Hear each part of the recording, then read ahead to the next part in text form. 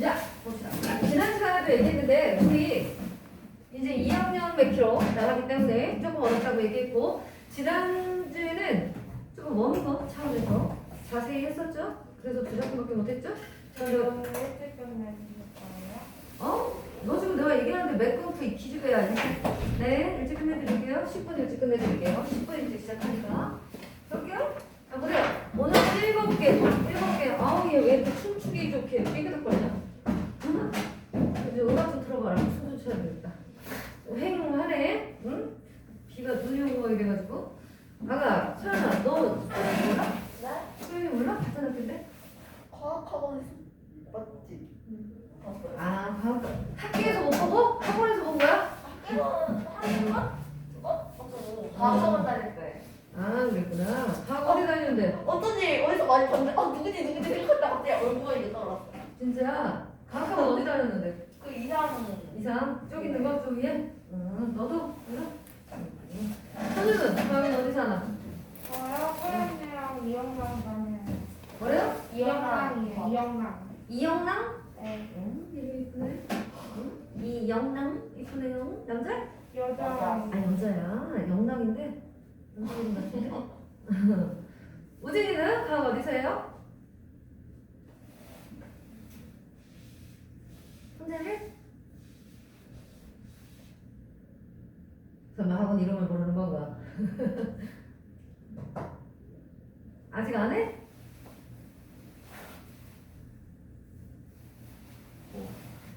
과학. 아직 안 해? 학원 다녀? 그러니까 확인해야 돼. 그거 우리 저기 유지 컨설팅 할 때 좀 얘기를 하죠. 물론 뭐 인강을 봐도 되고 어쨌든 자기한테 제일 맞는 방법으로 좀 얘기를 해드릴게요. 우리 재욱이는 어디서 하나? 집에서요. 혼자? 네. 미치겠네. 자기 자신을 너무 믿는 것 같은.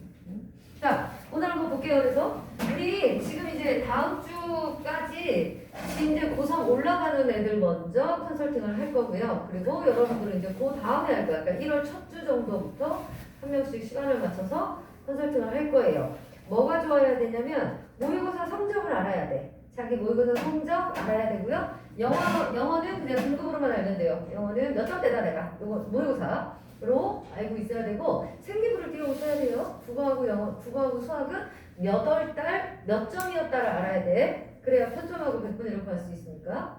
아시겠죠? 이제는 수험생이야. 여러분 좀 눈빛이 달라져야 돼요. 책만 쳐다보지 말고 나도 좀 쳐다보고 책좀 더 보고 이러면서 이제는 좀 수험생 마인드로. 한서연? 아까 재욱이한테 얘기했는데 오늘 집에 가서 거울 보고 네 방에서 거울 보면서 고1 한서연을 드러내. 그래서 한 방에다가 잘 모셔놔. 침대에다 편한 데다가 쫙 놔두고 이제 뭘로 장착해? 고2 한서연을 장착해. 알겠지? 진짜로 선우도 선우야 우리 소연이도 응? 우진이도 재욱이도 다 알겠지? 그래서 니네가 진짜 그렇게 하잖아? 그럼 눈빛이 달라져. 진짜야. 눈빛이 달라져. 막 빨개져 눈빛이. 왜? 밤새 공부해서. 정말. 정시까지 가면 수능 볼 때 말이야. 어저께도 환희 오빠 와가지고 저 하고 갔거든. 환희 오빠도 수학을 잘 봐서 다행히 국어는 망했지만 수학을 그래도 수학과학을 좀 잘 봐서 강원대가 되더라고. 그래서 강원대도 기로 했거든. 강원대랑 서울에 이제 삼육대라는 걸 기로 했거든. 그렇게 끝까지 가게 된다고. 안 그러려면 어떻게 해야 돼? 이제 진짜 나중에 수학을 하자고. 그러니까 정말 니네가 좀 바뀌어야 되거든. 근데 그 바뀌는 건 언니 나 이제 진짜 열심히 할 거야. 나 바뀌었어. 라고 말은 백날 해봐야 소용없죠. 눈빛이 바뀌어야 돼. 눈빛이 바뀌면 행동이 바뀌어요. 행동이 바뀌면 이제 성적이 나와요. 그리고 성적이 안 나오면 진짜 울게도 되고. 내가 진짜 이렇게 미친 듯이 했는데 이렇게 나오다니 말도 안 돼. 이렇게. 자, 그 전에 하나만 또 얘기할게. 이것만 얘기하고 들어갈게요. 재우가 이따가 10시 20분 되면 알려줘. 한 15분에 알려줘. 그래서 5분 남았어요. 이렇게 얘기해 그냥. 네. 그래서 5분 남았어요. 이렇게. 그럼 20분에 끝내줄게. 자, 뭐 얘기하려고 그러니 방금? 까먹었어. 뭐 얘기하려고 그랬지? 내가 뭐 얘기했는지. 뭔가를 얘기해 주려고 했는데 뭐였지? 아직 공부해야 된다는 거였어. 바뀌죠. 좀 바뀌어야 응? 점수가 나온다. 정말로 우리 고3 애들 이번에 우리 첫 해였잖아. 근데 8명이었거든? 8명 중에 어쨌든 4명이 연대 고대까지 갔잖아. 알아요? 그랬거든? 그리고 나머지 3명이 남았죠? 3명 중에 1명은 그 음악 같은 오빠 기억나? 재수생 오빠. 그래서 그 오빠는 아직 실기 중이에요. 그러니까 1월 26일 날 발표가 나올 거고요. 연대 너는 늘 건데 아직 어떻게 될지 모르겠고 어쨌든 그래서 그 오빠 하나 남은 거고 나머지 둘이 지금 하나는 아까 방금 말한 환희 오빠 환희는 강원대를 썼고 사육대를 쓰고 이렇게 쓰기로 했고요. 그리고 또 하나는 이제 제일 못하던 오빠가 있어. 왜 우리 서머 때도 밥 혼자 먹고 그러는 형아 기억나? 옆에 혼자 네. 앉아서 먹고 그러는 형아 있잖아. 그 형아가 공부를 참 안 했죠. 그래서 성적이 참 안 나왔죠. 그래서 최대한 다 골라서 그냥 이 동네에 있는 뭐였냐? 강릉원주인가? 거기가 이제 좀 깔깔하게 나오더라고요. 그래서 거기 쓰기로 했거든. 그 오빠 완전 최저였어요. 최저. 제일 못 봤어. 어쨌든 여러분은 끝까지 가지 않을 수 있도록 좀 마음을 다잡고 아 그래 이제 너 수험생이지? 라는 마인드로 공부를 좀 하시기 바랍니다. 그리고 수학을 혼자 한다? 이거 상당히 위험한 거라고요. 응? 얼른 자기한테 맞는 걸 찾도록 합시다. 자 볼게요.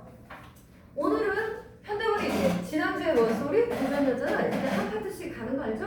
지난주에 고전, 요번에 현대, 그럼 다음 주는 또 고전 이렇게 가겠지. 그런데 이 작품들도 눈으로 쓱 보면 알겠지만 쉽지는 않죠. 특히 소설이. 오늘 수업할 분량은 시 4개, 현대시 4개 하고 그러니까 2개가 주제가 좀 비슷하죠. 현대시 2개, 그 다음에 소설 3개. 근데 소설은 또 완전 3개 다 각계전투 이렇게로 한번 준비해봤어요. 마음에 드는 대로 쌤 나는 이게 괜찮은데? 이런 걸 좀 자기가 잡을 수 있어야 돼. 무슨 말이냐면 1960년대 거, 70년대 작품은 내가 좀 알지 30년대 거는 내가 좀 알지 이런 식으로 자기가 자신 있어 하는 파트가 좀 생겨야 된다고요. 그건 어떻게 생기는 건데? 그냥 작품 읽어보고 나 이거 마음에 들어 이러는 건가? 그건 아닌 거죠. 그럼 뭐 해야 돼?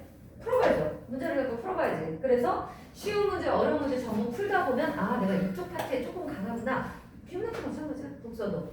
하다 보면 인문 철학 쪽은 내가 그래도 좀 알아듣고 좀 나 잘 하는데 경제, 사회경제 쪽이 어렵더라. 내지는 과학, 기술 쪽이 어렵더라. 이런 게 있어야 된다고. 그래야 그걸 집중적으로 방학 동안 잡아서 3월 달에는 골고루 다 괜찮아지게 만들어야 되니까. 아시겠죠? 자, 시부터요. 오늘은 그래서 현대 시 4편인데요. 첫 번째 도봉 하고 뭐가 나니? 그리운 사람이 나왔어요. 가가 도봉 나가 그리운 사람. 그리고 하나 더 넘어가서 향하하고 해갈 부처가 나왔네. 그 다음 거예요. 그냥 여기도 가나라고만 해볼게요. 향하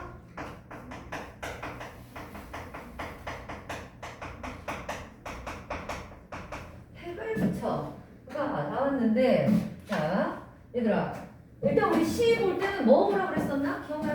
기억나죠? 나야 돼.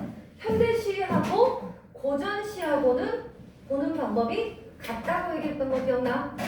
이건 얘기하는 거야 얘들아. 이론을 기본적으로 알아야 작품에 적용할 수가 있어요. 알겠지? 자 다시 갈게요. 현대, 시, 나, 고전, 시 둘 다 뭐라고 하지 우리? 시 뭐지? 자 초성이 큰 거? 미음이야. 이응 우문. 그렇지. 얘는 우문이라 해요. 운문이라는 얘기는 글은 글인데 무슨 글이라는 거야? 그렇지. 운율이 있는 글이라는 거잖아. 그럼 일단 제목 이거 분류 기준 자체를 운율이 있다 없다로 얘기를 했다는 건 시에서는 뭐가? 운율이 가장 중요하구나 라는 건 아시겠죠? 당연히. 그러니까 시를 볼 때는 항상 뭐에 집중해? 재우가 뭐에 집중해? 주제가 중요하죠. 그런데 어쨌든 주제는 당연한 거고 뭐든 그래. 주제는 다 중요한 거고요. 그 중에서도 시라면 운율 생각하라고요. 야, 산문은 뭐니 그럼? 산문은 운율이 없는 거죠? 네. 운율이 없는 대표적인 게 뭐예요 그럼? 소설이잖아요. 그러면 산문에서는 제일 중요한 주제 빼고 자 비문학도 마찬가지, 독서도 마찬가지. 셋 다 제일 중요한 건 뭐? 주제. 뭐에 대해서 얘기하고 있는지 조차를 모르면 문제를 풀겠나? 못 풀지. 뭐에 대해서 뭐 어떻다고 얘기하는 건 내가 주제예요. 그럼 주제 말고 옹문에서는 제일 중요한 게 뭘까요? 방금 얘기했잖아 우리 뭐요? 운율. 그렇지. 대답해 그렇게. 자, 산문에서는 제일 중요한 게 뭘까요? 주제 빼고. 이미 이것도 얘기 있었는데 많이 했는데. 구성이잖아. 구성. 플롯이라고 하는 거. 이게 제일 중요하다고요. 왜요? 왜? 선생님 구성 왜 중요한데? 줄거리하고 구성하고 어떻게 다른 거야? 다른 거예요. 어떻게 다르다 그랬지? 선이야? 줄거리하고 구성. 소설의 줄거리는 말 그대로 뭐예요? 갈등이 뭐고 어떻게 해결되고 이런 거야. 다시 말해서 인물과 사건의 시간 순서입니다. 이게 뭐라고요? 줄거리예요. 이거 별로 안 중요하다는 얘기죠? 그러니까 주잖아. 왜? 우리 지문 같은 거 볼 때 소설 지문 볼 때 어때? 이전의 줄거리, 심지어 중략 줄거리 이거까지 다 주잖아. 그렇다는 건 줄거리는 그닥 중요한 게 아니라는 얘기죠. 그럼 뭐가 중요하다고요? 구성이 중요한데 구성은 뭐예요? 인물과 사건의 줄거리는 시간 순서래매. 구성은요? 인물과 사건의 나 이 새끼들 봐라 이거. 야 우리 이거 이론을 몇 번을 했는데 구성, 플롯이라고 하는 거고요. 얘는 뭐라고요? 인물과 사건의 인과관계잖아요. 인과관계. 인과관계가 뭔데? 원인이 있고 결과가 있는 거죠. 그럼 소설에서의 원인이 뭐지? 소설에서의 원인이 뭐예요? 복선이잖아. 복선. 그래서 이 복선을 통해서 어떤 뭐가 나타나? 결말이 나타나잖아요. 이게 뭐니? 이 사이에 들어간 게 사건이잖아요. 갈등. 맞아? 그럼 얘는요. 아, A와 B 사이에 어떤 갈등이 생길 걸 암시하는 거잖아. 맞아? 그랬고 그것 때문에 이걸로 인해서 결국 이 사건이 이렇게 해결이 되는구나. 해소가 되는구나가 결과잖아요. 맞아? 그래서 소설에서는 제목 빼고 주제 빼고 제일 중요한 게 뭐라고요? 구성이에요. 구성. 그래서 구성은 뭐다? 인물과 사건의 인과관계다. 잊어버리지 마시고요. 체화하세요. 체화. 이게 제일 중요하다고. 자, 그래서 인과관계인데 그러면 구성은 쌤, 나 이거밖에 모르는데 순행 구성이냐, 역행 구성이냐, 뭐 입체적이냐, 뭐냐, 나 액자냐, 나 이런 거밖에 모르는데 맞아. 이거 중심으로 보는 거야. 뭐를? 인과관계를. 아시겠어요? 자, 소설에서는 제일 중요한 게 뭐라고요? 주제 빼고요. 뭐요? 구성에서 뭘 찾아야 된다고? 인물과 사건의 인과, 원인과 결과. 그래서 복선 찾아주고 이걸 해야 된다. 이 과정에서 또 필요한 게 뭐예요? 상징 소재 찾아야죠. 그래서 상징 소재가 어떤 의미를 가지고 어떤 기능을 하는지를 찾아야지. 이 소설에서의 역할, 기능 이걸 찾는 거라고. 알겠니? 얘들아, 이론이 여기까지 차 있잖아? 그럼 뚜루룩 가는 거예요. 진짜로. 우리 태양이도 처음에, 태양 오빠도 그 만점 맞았네. 걔도 처음에 국어 아무것도 모를 때 뭐라고 그랬는지 알아?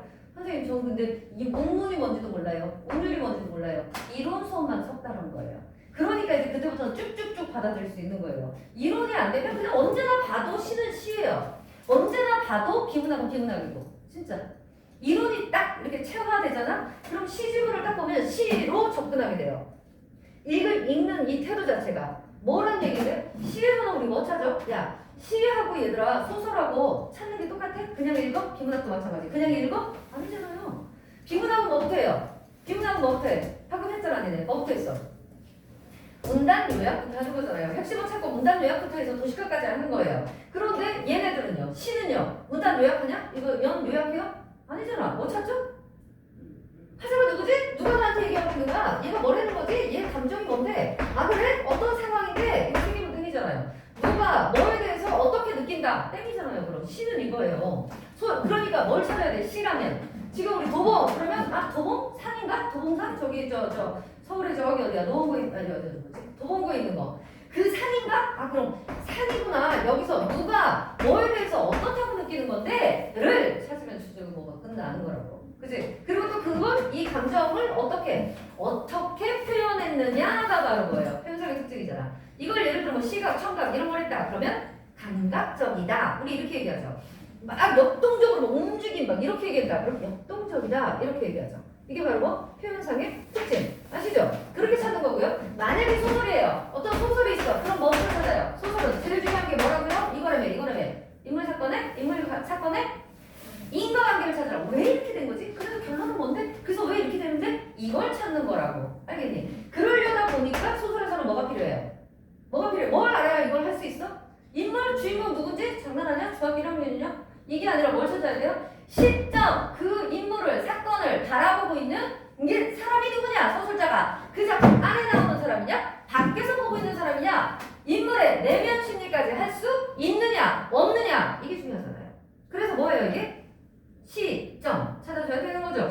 시작해서 이문에서 끝 정리하는 겁니다. 도시가까지. 아시죠? 이게 만약에 저거면요. 독서면요. 독서면 뭐부터 하라고? 주인공은 찾아줘야 될 거 아니야. 얘 뭐에 대해서 얘기하는 건데? 그럼 걔가 뭔지를 찾아야 되죠. 이게 뭐예요? 핵심. 얘가 어떻다는 건데? 걔의 어떤 점을 얘기하고 있는데? 장점, 단점 얘기했어? 아니면 시간의 흐름에 따른 변화 과정 얘기했어? 아니면 어떤 미래에 대한 의의, 한계 이런 거 얘기했어? 여러 사람들의 의견을 얘기했어? 전문가들의 의견을 얘기했어? 아니면 한 사람으로 얘기하고 통념을 얘기하면서 필자가 그거에 대해서 이건 이래? 저건 저래? 이렇게 얘기했어. 이런 걸 찾는 거예요. 그래서 전반적으로는 분류로 되어 있느냐? 정의로 되어 있느냐? 예시가 많으냐? 이런 걸 찾는 거예요. 내가 지금 뭐 얘기한 거야 얘들아? 뭐 떠들었어? 시냐? 소설이냐? 비문학이냐에 따라 뭐 한다고? 접근 방법을 달리해야 되는 거라는 얘기한 거예요. 아시겠죠? 아직은 체화가 안 됐다 하더라도 올 겨울 안에는 하셔야 돼요. 내년에 여러분 진짜 2학년이거든요. 그래서 내년 3월부터는 이론을 이만큼 가둬놓고 작품을 쭉쭉쭉쭉 흡수를 해야 된다고요. 그래서 모든 작품을 다 하려고? 아니요. 그걸 다 알 필요가 뭐가 있어. 이론이 이만큼 차 있으면 바로바로 분석이 가능하다고. 그래서 이런 공부를 하는 겁니다. 자, 어쨌든 그래서 운문에서의 현대시, 고전시가 있잖아. 얘네 둘 같은 경우 같이 간다고요. 같이. 아까 방금 얘기했는데 우리 얘기 중에 뭐 찾아요? 화장 찾아요. 누가 뭐에 대해서가 나오죠. 상황이 나오죠.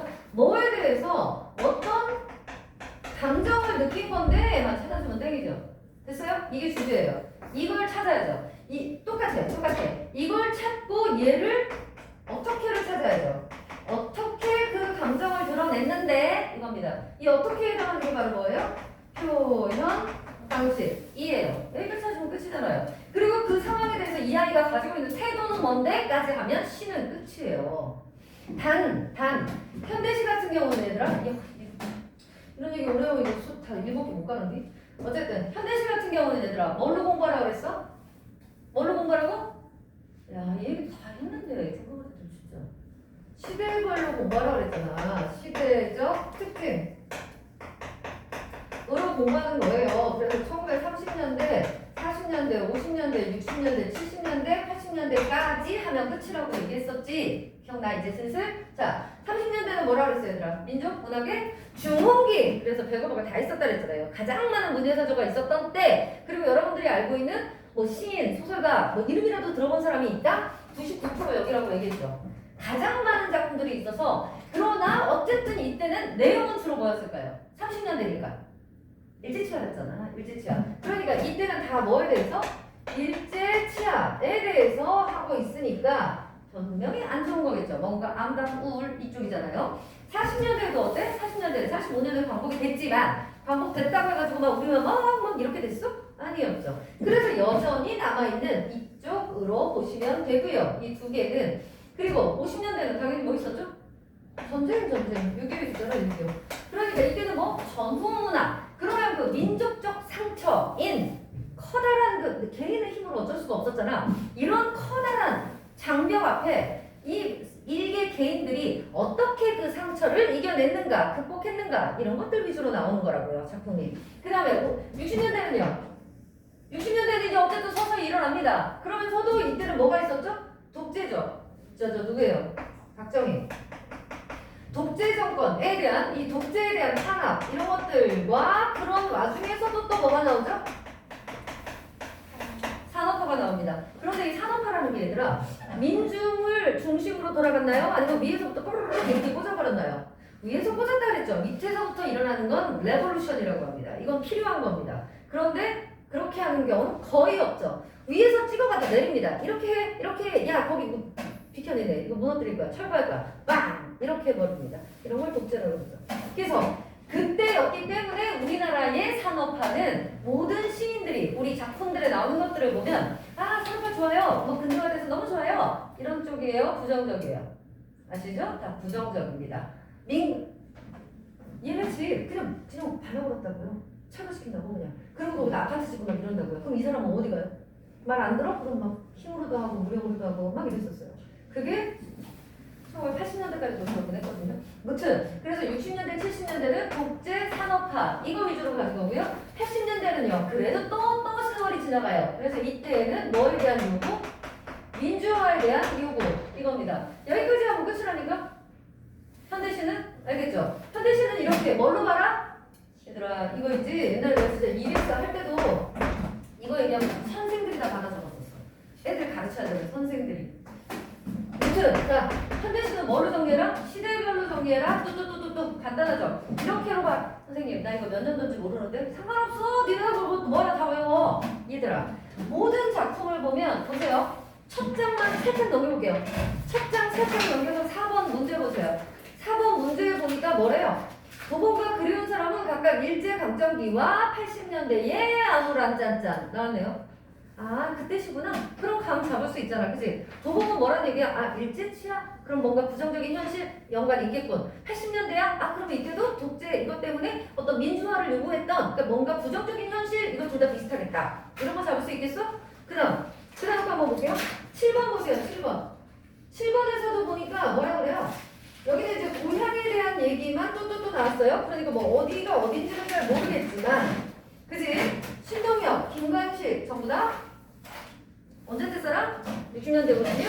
그러니까 여러분들은 그건 몰랐다 치더라도 이제 보다 보면 그렇게 볼 수 있어요. 그래서 항상 시문제에 나오는 보기는 허투루 보지 말고 아시겠죠? 아주 많은 내가 모르고 있던 그런 정보를 주거든요.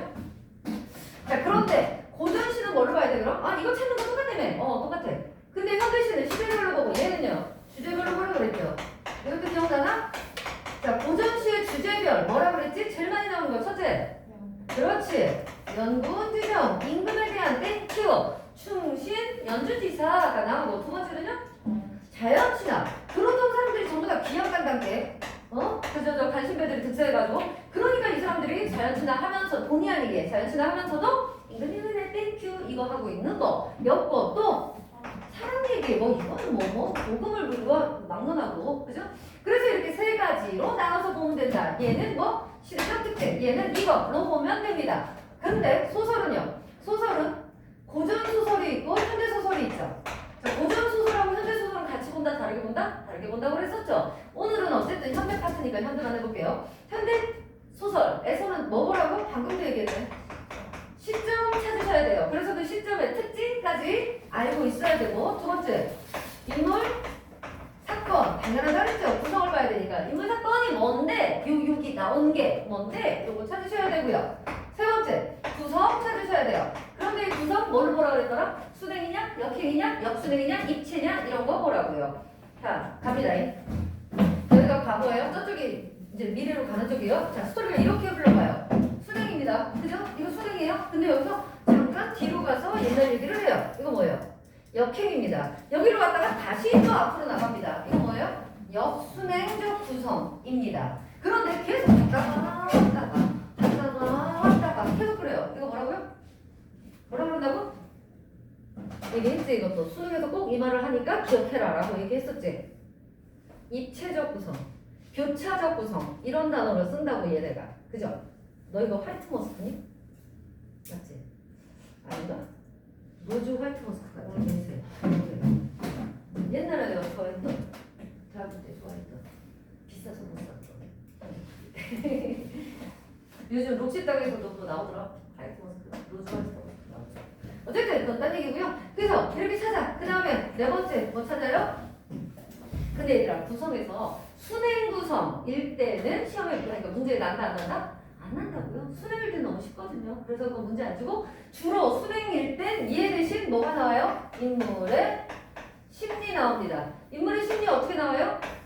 글이 있죠. 띠띠띠띠띠 있으면 기억, 찌직, 니은, 찌직, 디귿, 찌직 이렇게 나오죠. 그래서 기억, 니은, 디귿 이거 중에 인물의 심리와 이거를 잘못 연결한 거 찾아라. 적절하지 않은 거 골라라. 이런 식으로 나오죠. 구성이 없으면 또 구성이 순행 구성이라면 심리를 묻는 문제가 나온다. 아시겠죠? 자, 마지막은 뭐예요?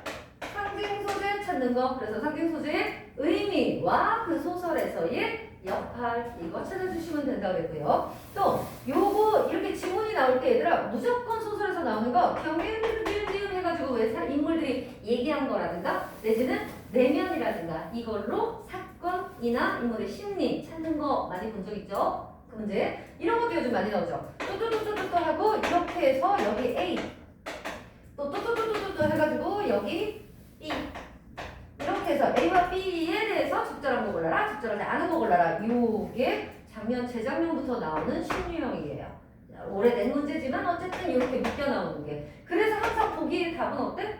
하나는 맞고 하나 틀리고, 얘 맞고 얘 틀리고, 이게 1번이고 3번이 만약에 답이다. 4번에선 둘 다 틀리고 5번에선 둘 다 맞지만 맨 뒤에 가서 한마디 딱 틀려주고. 무슨 말인지 알죠?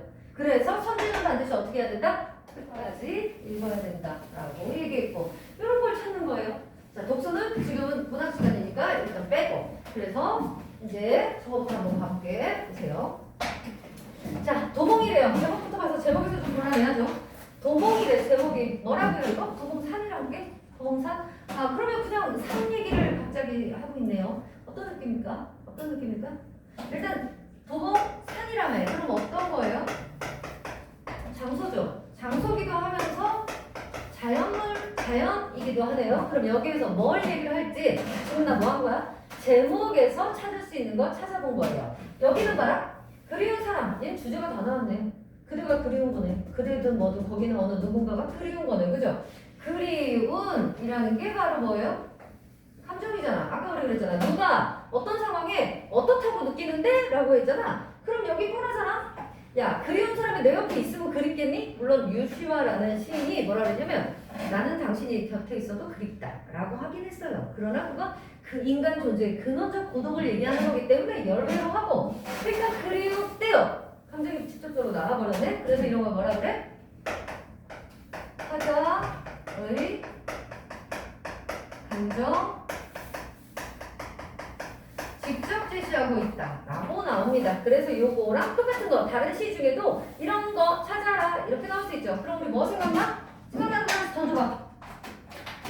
야, 하나의 감정 직접 제시하고 있는 거 던져봐. 생각이 안 나요?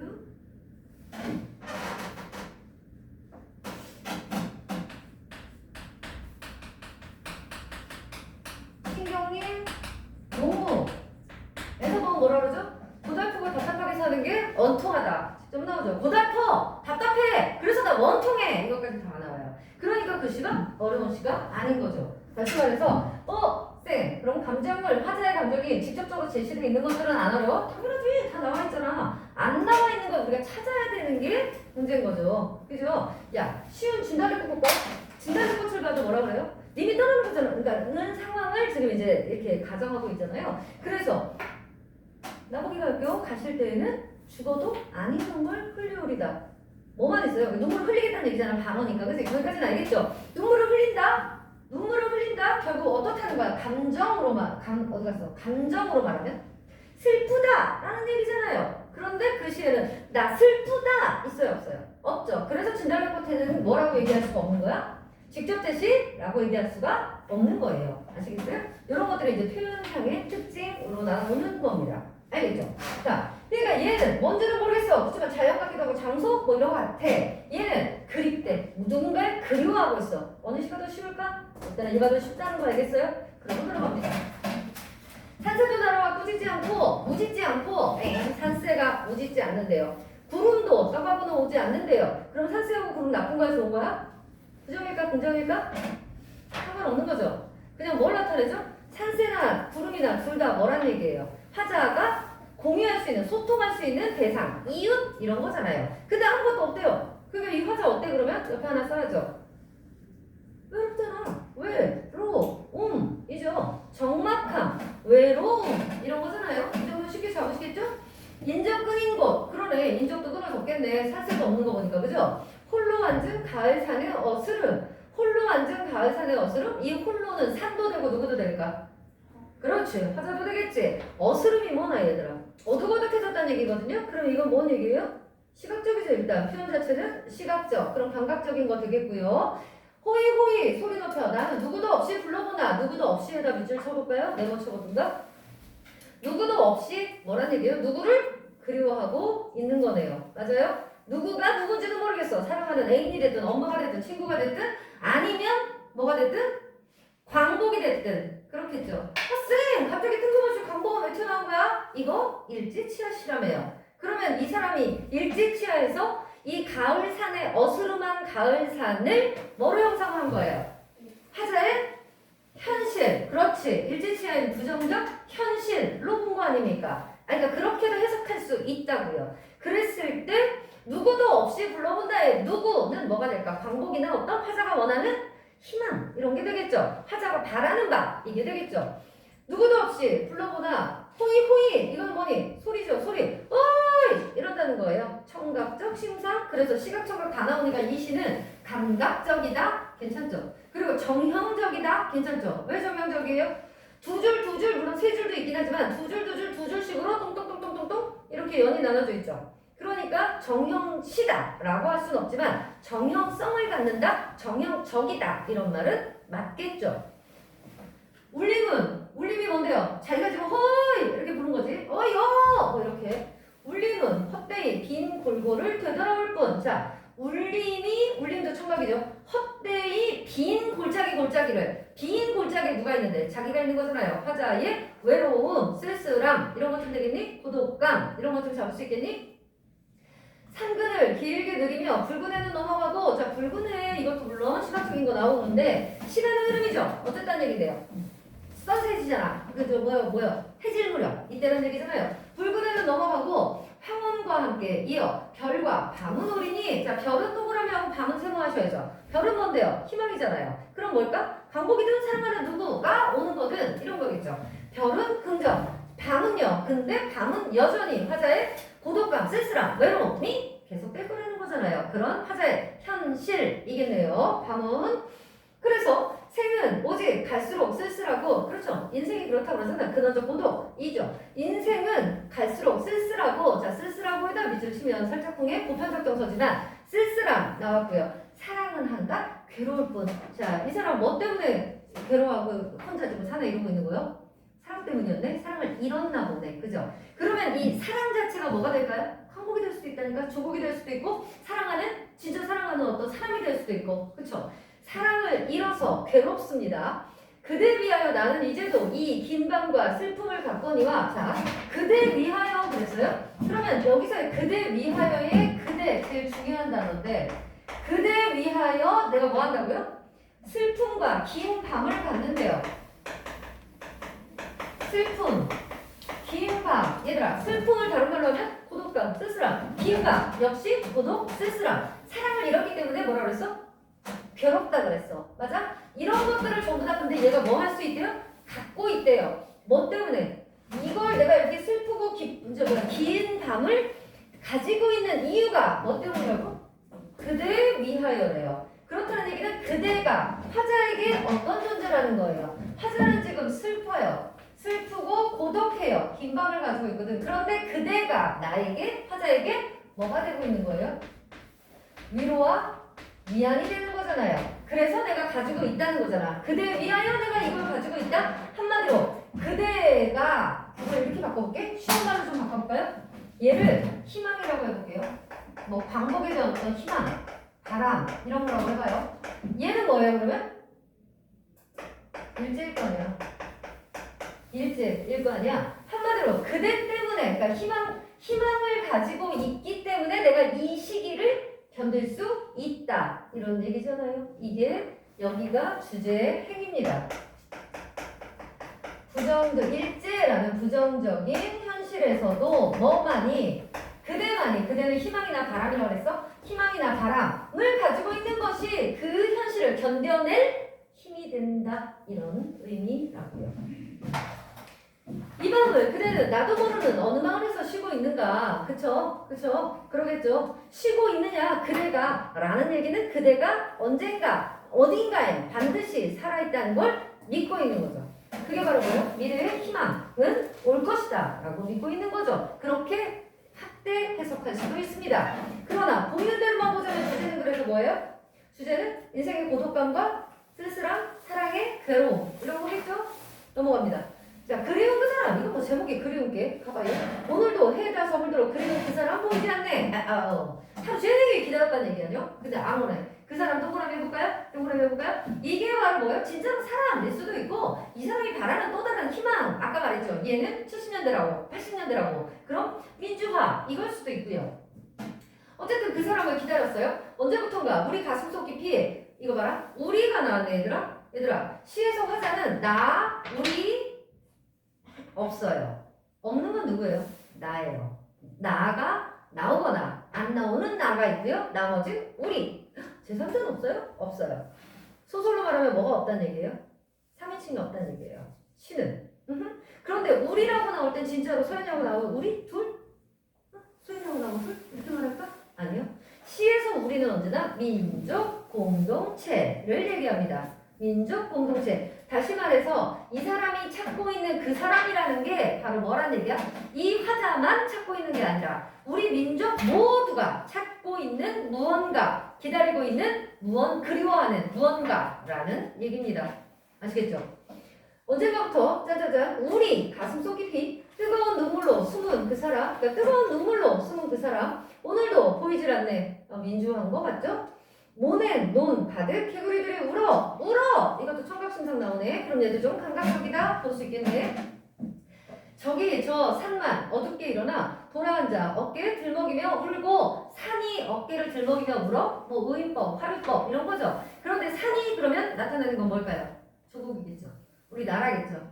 일제시한 아니지만 우리나라의 부정적인 현실 뭔데요? 독재하였던 현실, 부정적 현실이겠죠. 보리대 들불은 들을 뚫고 치솟아 들을 밝히지만 보리대 들불은 뭔데요? 그럼 동그라미 해볼까요? 희망이죠. 희망, 바람 이런 거죠. 여기서 말하는 그대랑 비슷한 거죠.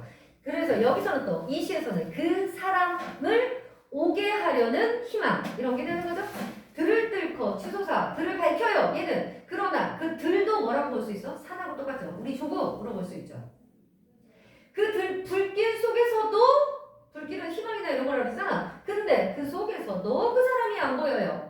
그렇다는 건 아직 요원하다는 얘기잖아. 멀리 있다는 얘기잖아.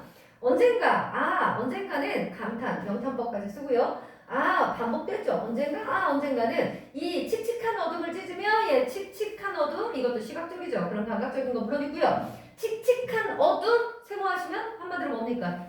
화자의 부정적 현실이겠죠. 화자의 부정적인 현실 근데 이때는 일제는 아니고 뭐 독재하 이쯤 되겠죠. 이런 어둠을 찢으며 눈물 속의 꽃처럼 피어날에다가 네모하셔야죠. 피어날 뭡니까? 그 사람이 반드시 올 거라는 확신이죠. 확신. 저 남산꽃 같은 사람. 이것도 아시겠죠? 눈치챈 사람은 눈치챘죠? 딴 것도 아니고 왜 남산일까요? 얘들아 우리나라 옛날에 조선시대였을 때 선비들이 모여서 살던 곳이 어디라고요? 남산이라고 그랬죠. 그래서 그 남산을 목몇이라고도 했었거든요. 관동명국에도 나오죠. 어쨌든 굳이 남산의 꽃이라고 왜 얘기를 했을까? 이거를 볼 때도 이게 개인적 정서를 담은 시가 아니라 어떤 민족이 바라는 이런 걸 쓴 시구나 라는 것도 알 수 있고요. 남산꽃 같은 사람 어느 어둠에 덮여있던지 이 하루를 다 찾아다니다 열심히 찾아다니다 짐승들도 집 찾아드는 저문 들길에서도 그리운 그 사람 보이지 않네. 아이고 안타까워라. 그죠? 그 사람을 애타게 찾고 있죠. 얘하고 좀 달라요. 여기서는 그대 어느 곳에서 너 쉬고 있느냐? 라고 얘기했죠. 그럼 얘는 이 화자는 그대를 막 찾아다녀요? 여기 안 찾아다녔잖아. 그죠? 그럼 그대를 그리워하긴 하지만 기다리고 있기는 하지만 얘는 좀 어떻다? 소극적? 이 정도로 볼 수 있겠죠. 근데 얘는요 미친듯이 찾아다니고 기다리고 오늘도 안 왔네 이러고 있거든요. 그럼 얘가 좀 더 적극적으로 볼 수 있겠니? 자 그러면 얘들아 이 그리운 사람하고 또 똑같은 거 한번 찾아볼까요? 얘는 지금 뭐였어요? 화자의 감정이 직접 제시된다는 거 비슷한 작품이었고요. 이렇게 적극적으로 그리운 사람 이게 민주화이라고 친다면 이걸 찾아다니는 시 뭐 있었나요? 생각나는 거 없어?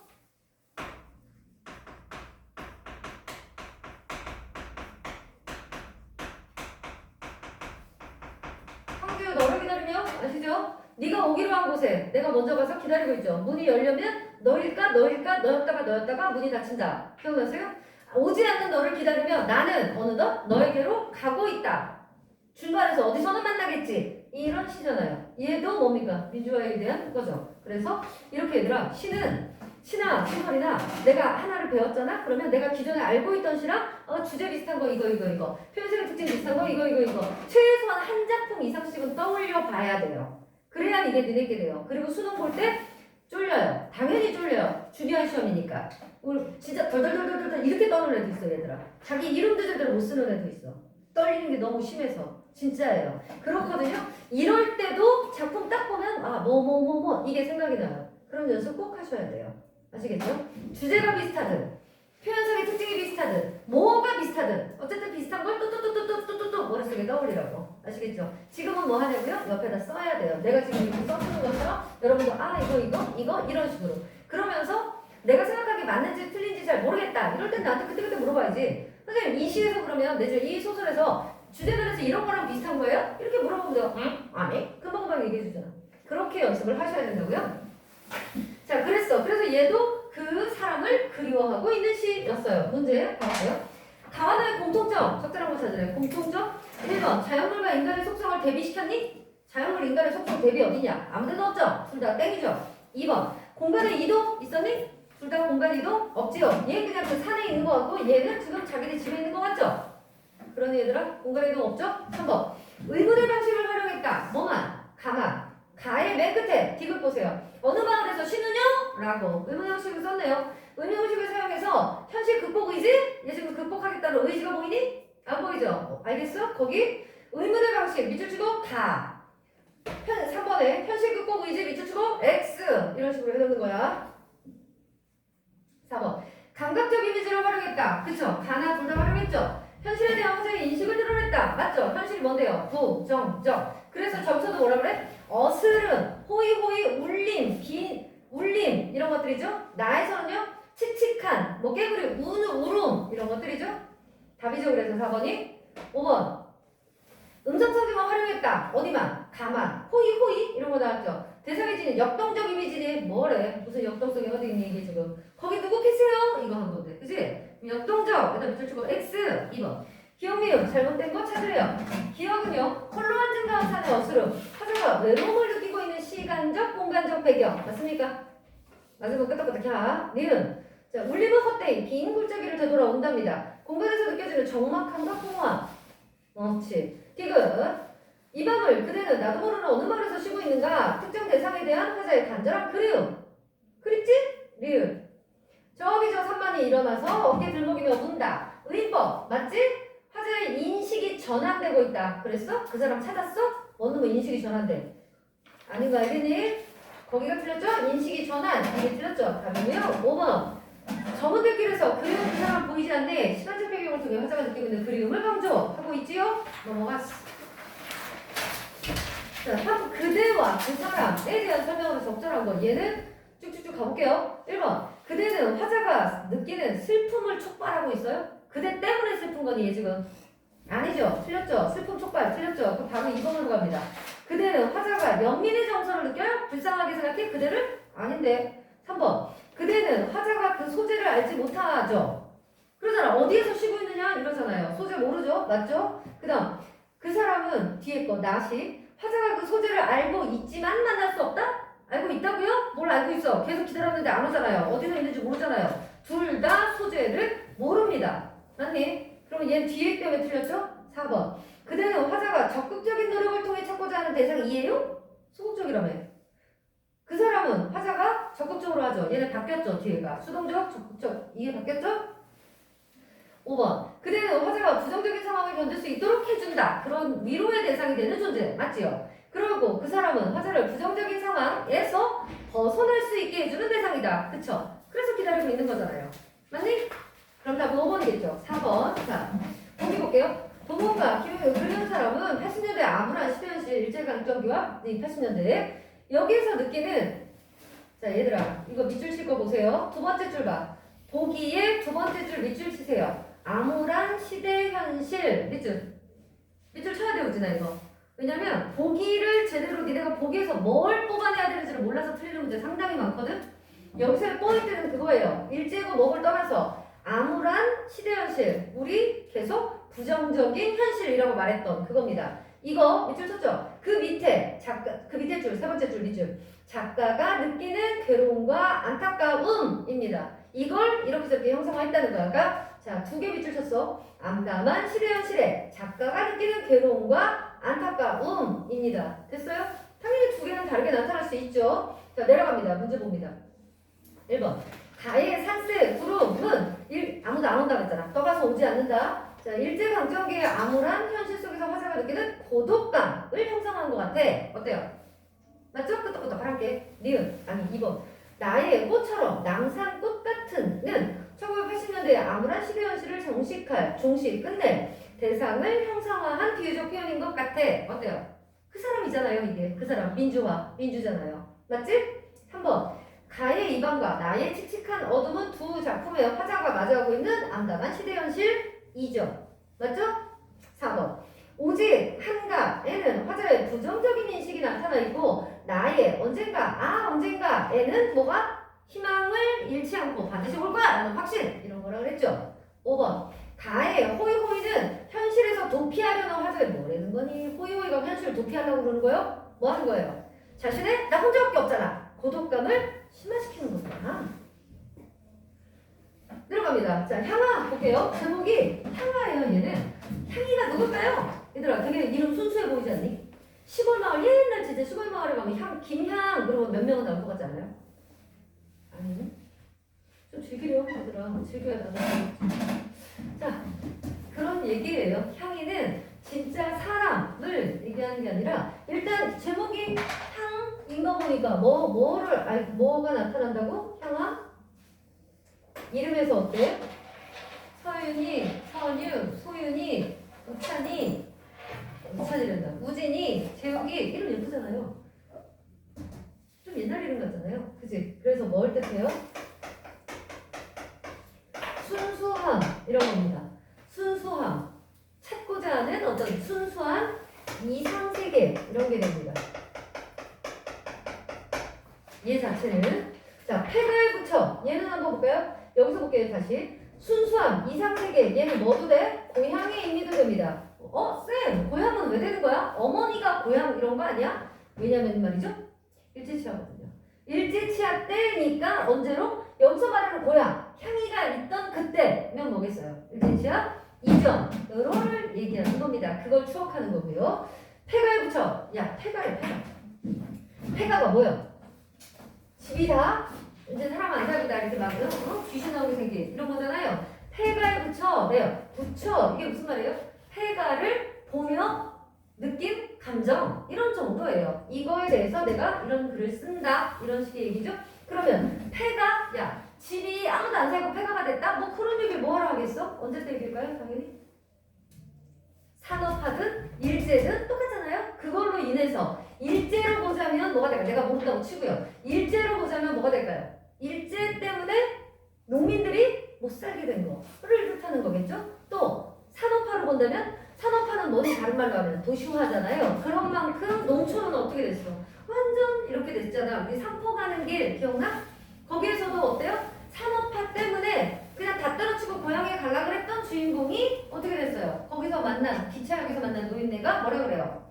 뭔 소리 하는 거예요? 지금 삼포도 완전히 지금 다 난리 났어. 불도저 지금 왔다 갔다 하고 건물 짓고 난리 났어. 뭐 얘기하는 거예요? 산업화로 인해서 어떤 마음의 고향, 순수했던 시대 이런 게 다 끝났다는 걸 얘기하는 거거든요. 그러니까 얘도 어쨌든 뭐라고요? 일제치하 시든 산업화 때의 시든 뭐 얘기하는 거야? 농촌의 비극적인 현실을 얘기하는 거죠. 들어가 볼게요. 향아, 너의 고운 얼굴 조석으로 아침 저녁으로 우물가에 비추던 오래지 않은 옛날로 가자. 자, 그러면 향아하고 똑같은 단어 써볼까요? 옛날이겠죠. 순수했던 곳이겠죠. 그러면 동그라미에서 여러분 연결하면 돼요. 향 동그라미, 옛날 동그라미 이렇게 하시면 되죠. 수수룩거리는 청각이죠. 이것도 감각적인 거 나오고요. 수수가 쌓인 걸쭉스러운 웃음들 들려 나오며 호미와 바구니 들던 환한 얼굴 그림처럼 나타난 석양. 자, 환한 얼굴 동그라미지요. 환한 얼굴 구슬처럼 흘러가는 냇물에 가서 냇물을 담그고 늘어앉아 빨래들을 두드리던 전설 같은 풍속으로 돌아가자. 자, 구슬처럼 흘러가는 어쩌고 다 좋은 건가요? 아시겠죠? 풍속 여기다 동그라미 하셔야죠. 그런 풍속 같은 옛날로 돌아가자. 눈동자를 봐라 형아. 회올리는 뭐냐면 이렇게 휘돌아 올라가는 회오리 바람이 막 이렇게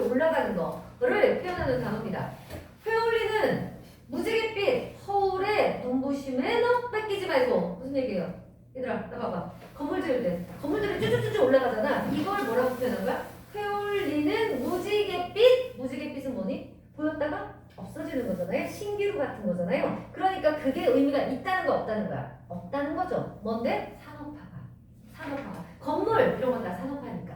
그러니까 무지갯빛 허울에 눈부심에 너 뺏기지 마라. 그리고 어디로 가자는 거야? 이 옛날로 가자라고 지금 얘기하고 있는 거잖아. 됐어요? 철따라 푸짐히 두레를 먹던 정자나무 마을로 가자. 짠짠짠짠 짜라라란. 이거 다 그 이제 옛날 마을 얘기예요. 우리들의 고향. 또 우리 나왔다. 아까 우리 뭐라 그랬어?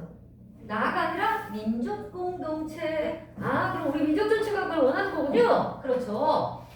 자, 그런 고향, 우리들의 고향, 병들지 않은 젊음으로 찾아가자꾸나. 자, 젊음도 기호로 나온 거죠. 젊음, 동그라미 했어야 되고요. 평화, 허물어질까 두렵다. 얼굴 생김새 맞지 않는 발도들이란 흉내랑 그만내자. 무슨 말이에요? 얼굴 생김새, 이게 뭘까요? 우리 민족의 본질이라는 뜻입니다. 그런데 우리 민족의 본질과는 어울리지도 않는 서양화, 서구화, 이거 하지 말자는 얘기고요. 이해되세요? 흉내랑 그만내자. 들국화처럼 소박한 목소리를 가꾸기 위해 맨발 걷고 콩밭이마던 차라리 그 미개지로 가자. 자, 미개지도 동그라미 거 아시겠어요? 미개지로 가자. 달 뜨면 명절밤 비단치마 나부끼면 어때? 이게 뭔지 아시죠? 명절밤에 비단치마 나부끼면 떼지어 춤추던 게 뭐예요? 강강술래잖아요. 강강술래. 이거 하던 풍속으로 돌아가자. 떼지어. 여기에서도 뭐를 알 수 있어? 우리 하고 같이 할 수 있죠. 우리라는 화자를 썼다는 게 민족 공동체. 떼지어. 이거 뭔가 민족 공동체 얘기구나. 아시겠죠? 그런 싱싱한 마음밭으로 돌아가자. 마음밭까지 동그라미 하시면 되겠죠.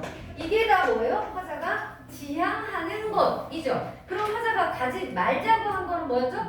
가지 말자고 한 거. 니은 무지갯빛 허울이죠. 이건 세모하셔야죠. 니은에 있는 무지갯빛 허울 세모하시고요. 그 밑에 미끄덩한 기생충의 생리와 허실에다가 세모, 기생충의 생리에다가 세모에 넣어주시면 되죠. 여기에 인이 배기기 전에 일로 돌아가자. 이랬으니까 얘네 둘이 세모예요. 이해되셨죠? 그래서 이런 곳으로 가자. 또 어떤 곳? 순수했던 어떤 이상향을 찾자. 이런 의미예요. 그래서 순수한 세계를 소망함. 이게 주제가 되겠죠? 그럼 자, 폐가 길을 가다 보니 외딴집 한 채가 비어 있었다. 자, 외딴집에서 벌써 뭐가 느껴지니 얘들아? 그래, 혼자니까 쓸쓸함 이런 거 나오죠. 하나가 비어 있었다. 그나마 아무도 없대요. 그러니까 쓸쓸함 계속 느껴집니다. 무슨 이 집에 연척이라도 되느냐? 앞뒤를 한 바퀴 휘둘러 보다. 자기가 휘둘러 봤대. 잠깐만, 우리 향화에서 하나만 더 하고 가자. 향화에서 얘들아 계속 나온 게 뭐죠? 가자. 계속 나오죠. 이게 지금 뭐 되고 있니? 반복되고 있거든요. 얘 의미는 뭔데요? 의미는 뭐지? 야, 얘들아. 시에 나오는 청유형과 명령형. 이거 뭐라 그랬어? 그렇지. 의지잖아. 의지. 얘는 화자의 의지를 나타내잖아. 그러니까 뭐예요? 가자. 한마디로 순수 세계를 추구하겠다는 의지가 뭘 통해서? 가자라는 동일어 반복을 통해서 강조하고 있다. 다시 나로 갔어요. 자, 무슨 이 집에 연척이라도 되느냐? 연척이 뭐냐면요. 이렇게 친척, 먼 친척까지도 되는 다 포함해서, 그러니까 뭐 혼인으로 맺어진 친척 이런 것까지 다 포함해서 이거라도 되는 냥이라는 얘기는 진짜 된다는 얘기 안 된다는 얘기야. 모르는 사람이야. 모르는 집이야. 모르는 집인데 한 바퀴 돌아요. 왜? 안타까움 때문이겠죠. 이 집은 어쩌다가 이렇게 폐허가 됐을까? 이런 거겠죠. 구렁난, 구멍이요. 구멍난 지붕에는 풀버섯이 자라고 짠짠짠짠 썩은 새 추녀 끝에 박쥐도 와서 달릴 듯하다. 그만큼 뭡니까? 아주 그냥 끝장으로 진짜 귀신 올 것 같은 집이라는 거지. 먼지 낀 틈마루에 짠짠 다 똑같죠? 자, 위를 봅니다. 물 이끼 파란 바가지 샘에 무단개구리 몇 놈이 얼른 숨는다. 이것도 어때요? 정확함 얘기하는 거잖아. 쓸쓸하고 정확함을 얘기하는데 문제는 얘들아, 얘 지금 뭘로 쓰고 있어요? 현재형으로 쓰고 있죠. 전부 다 보여요? 숨는다. 그 앞에는 뭐라 그랬어? 뭐 달릴 듯하다. 이거는 자기 생각이니까 숨는다. 소식이 없고 그랬을 테지만 말고 간다. 보여요? 어쨌든 현재형을 쓰고 있거든요. 보통은 현재형을 써서 얻을 수 있는 건 뭐예요? 그렇지. 생동감. 여기서도 마찬가지예요. 어떤 생동감을 주고 싶은 거예요? 폐허가 된 상황. 이 폐허인 집을 그대로 사실적으로 느끼게 하고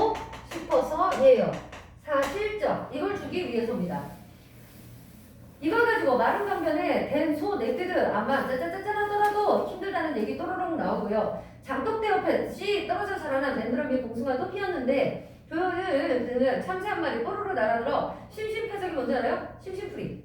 심심풀이로 주인의 후일담을 말해주는 양. 저 혼자 제재거리다 말고 간다. 이거 무슨 말인지 알겠어요? 자, 아무도 없잖아 지금. 아무도 없는데 참새 한 마리가 날아와가지고 저 나무 위에서 찌찌벨베 했대요. 그걸 마치 이 화자는 뭐라 그러는 거야? 이 집에 살던 주인이 마지막으로 뭐 어떻게 갔겠죠. 보따리 싸가지고 어디로 갔겠죠. 이런 후일담을 들려주는 것 같다라고 자기가 생각한 거죠 이건. 찌는 말복 철 저녁 새때 귀창 터지거라 쓰르라미만 쓰라리게 울고 있더라. 자, 야 쓰르라미 뭔지 알아요? 쓰르라미 뭔지 알아요? 귀뚜라미. 귀뚜라미 계절적인 것도 나타나죠 당연히. 쓰르라미 계절어예요. 그런데 쓰르라미가 뭐 한다고요? 스르르 이렇게 울거든요. 쓰라리게. 이거 뭐라 그러지 우리? 쓰르라미라서 쓰라리게 라고 얘기한대요. 이런 거 뭐라 그래요? 네? 아는 거잖아. 언어 유희잖아요 이거. 수능에서 나오면 당연히 이건 언어 유희죠? 쓰르라미가 쓰라리게 운다? 어쨌든 이 사람이 얘기하고 사는 건 뭔데요? 쓰라림 이거죠. 안타까움 뭘 보고? 이 표어를 보고 느낀 감정 뭐라고요? 쓰라림 안타까움 이런 거라고요. 이런 감정을 느낀 거 됐습니까? 그럼 얘는 주제는 뭐라고요? 산업화 이런저런 걸로 인해서 폐허가 된 농촌을 보면서 안타까움 쓰라림을 느낀 거. 자 아까 여기서는요. 여기서도 현실은 어떻게 나왔어? 안 좋은 거잖아. 그러니까 뭐라 그랬어? 무지갯빛 이런 거에 소홀해 너 뺏기지 말고 그랬잖아. 그러니까 둘 다 어때요? 부정적인 현실이죠. 맞아? 거기에서 얘는 뭐 이상세계를 추구하자. 여기서는요. 그냥 그 안타까운 현실을 안타깝게 객관적으로 바라보고 있는 뿐이고요. 됐습니까? 얘들아 여기 봐봐. 자, 이 시 4개의 공통점은 뭡니까? 부정적 현실. 오케이. 1번. 가와다에 대한 설명 적절하지 않은 거. 자, 가는 나와 달리 청자를 호명하면서 과거의 경험을 상기시키고 있다. 맞죠? 향아! 이거부터 했잖아. 맞아? 2번. 가는 나와 달리 청유형의 문장을 사용해. 맞죠? 화자의 소망을 들으려고 있다. 아까 이거잖아. 우리 가자. 이거였죠? 정확하게 맞죠? 3번. 나는 가와 달리 자연물에 감정을 이입해서 화자의 감정, 화자의 정서를 강조하고 있다. 자연물에 감정이입했다. 있나요? 참새 한 마리가 뽀로로 날아들어 뭘 한다고요? 주인의 후일담을 말이 되니 이게? 그런 것처럼 내가 느끼는 것 뿐이지? 그죠? 그 뭐 또 어딨어? 몇 개 나와요?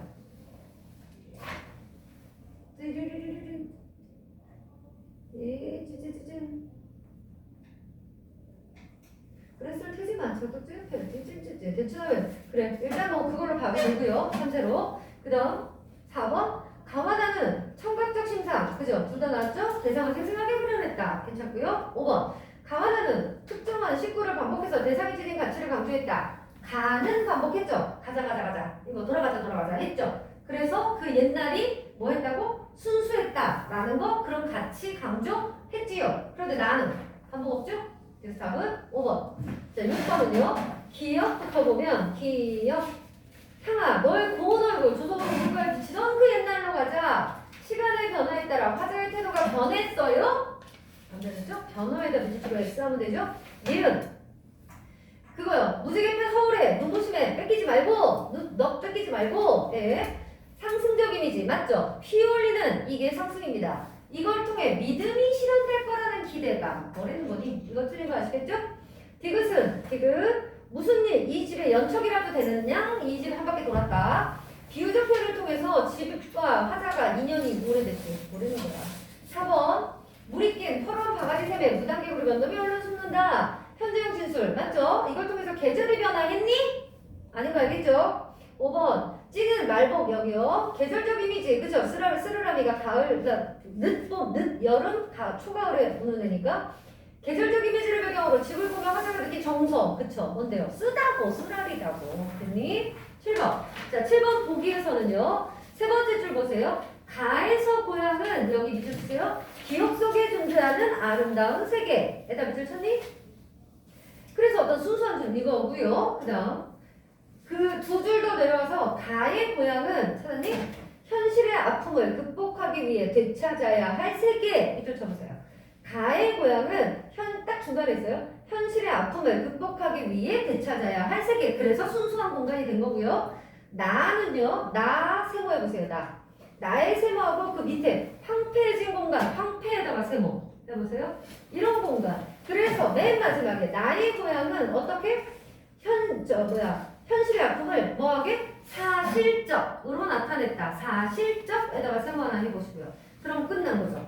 자, 적절하지 않은 거 고르래. 1번. 가에서 고향을 병들지 않은 젊음이라고 표현했죠. 우리 동그라미 쳤잖아. 이라고 표현을 했던 건 순수했던 고향에서의 삶을 긍정적으로 생각했기 때문이겠죠. 2번.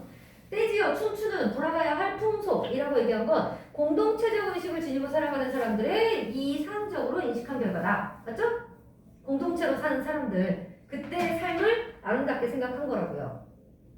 3번. 나에서 외딴집에 주인이 소식이 없다고 표현한 건 농민으로서 생계를 유지할 수 없는 공간이 되어버린 고향의 모습을 드러낸 거다. 그쵸? 그러니까 어딘가로 떠났을 거 아니야? 이 주인이.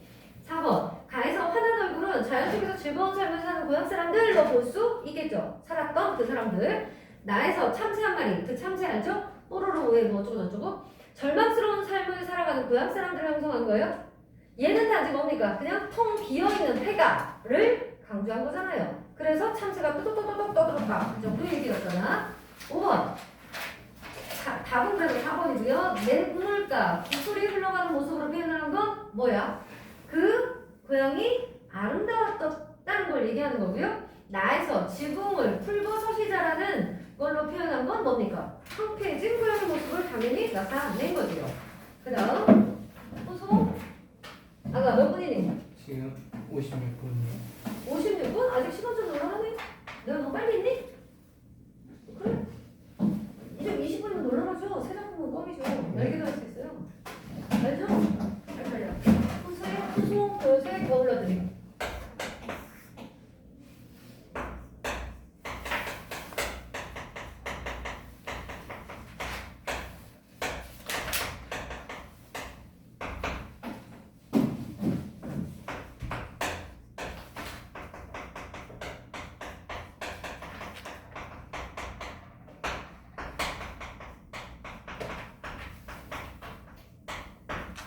자, 제목이 후송이야. 언제 때 걸까? 아까 우리 현대소설, 현대시 작품들은 뭘로 공부하라고 그랬더라? 그렇지. 시대별 특징으로 보라고 했잖아. 근데 제목만 봐도 알잖아? 후송. 뭐겠어요? 후송이 뭐야? 후송이 뭐게요? 군대에서 쓰는 말입니다. 군대에서 전방은 들어봤어? 후방 들어봤어? 전방이 어디나? 막 이렇게 총칼 들고 싸우는 데잖아요. 전방에서 다친 사람들을 뒤로 후방으로 옮긴다는 뜻입니다. 그러니까 당연히 그럼 주인공이 어땠다는 얘기예요? 아, 다쳤나 보다. 어디 아픈가 보다. 그래서 후송돼서 간다는 건가 보다. 이런 의미라고요. 그리고 당연히 그럼 얘는 언제 때? 아, 전후문학이겠구나. 전쟁 때. 얘기했잖아. 전쟁터라고요. 그래서 그럼 얘는 얘는 전후문학 쪽이겠군. 이거고요. 주제까지는 못 잡더라도 후송으로. 자, 도요새의 명사. 얘는요? 모르겠어요. 새야, 도요새야 뭐 조선시대도 있었고 뭐 이렇게 많죠. 이걸 생각해보세요. 새는 뭐죠? 나 봐봐. 새. 크게 생각해보자고. 새는 뭐죠?